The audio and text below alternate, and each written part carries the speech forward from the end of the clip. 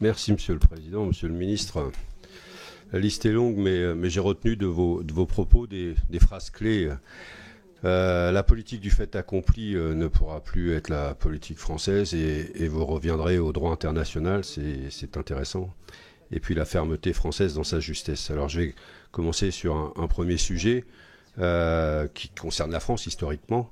C'est le sujet du soutien au président comorien Azali Assoumani plutôt qu'à son peuple, puisque en 2018 ce putschiste a mis en place un vote sur une réforme constitutionnelle dont les observateurs internationaux, notamment ceux issus de l'Union africaine, ont reconnu que le résultat était sorti d'un bourrage d'urnes.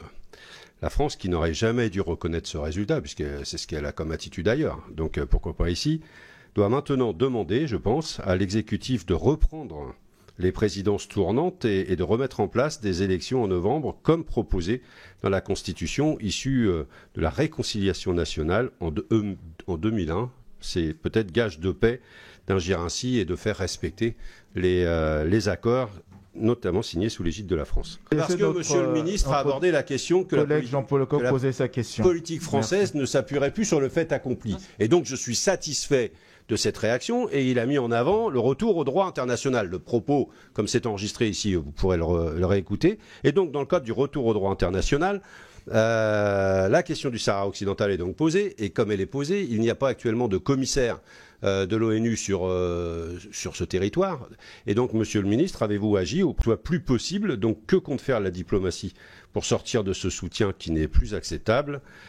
Et pour terminer, est-ce que la diplomatie française compte réagir face à l'offensive saoudienne et israélienne de réconciliation qui se fera sur le dos de la Palestine? La France ne pourrait-elle pas se rallier enfin aux peuples opprimés pour faire avancer la cause de la paix dans le monde, puisque c'est de cela qu'il s'agit quand on discute avec le ministre des Affaires étrangères? Monsieur Lecoq, pour les Comores, je ne savais pas que vous vous intéressiez aux Comores, mais c'est un sujet important. Hein? 15 ans que je m'intéresse à Mayotte, vous avez pas... Ah si, Mayotte, oui. Pour moi, c'est en droit international. Ah, bon. Je sais plus, c'était il y a longtemps. Bon. Mais bon, les Comores ont fait leur choix. Moi, nous avons pris acte de ce qui s'est passé électoralement aux Comores. Et nous n'avons pas... Il y a eu un scrutin présidentiel en 2018. Nous avons pris acte de ce résultat et nous avons engagé un renouvellement de notre relation avec les Comores qui aboutit à un accord que j'ai signé ici le 22 juillet 2019 qui permet de donner un nouvel élan à notre coopération et qui permet en particulier des engagements réciproques en matière d'aide au développement et de maîtrise des flux d'immigration irrégulière.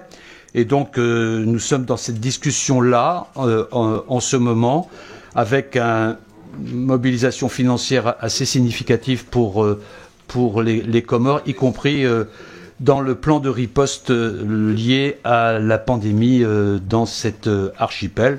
Je connais la situation peut-être moins bien que vous, mais compliquée des Comores avec les engagements qui ont été pris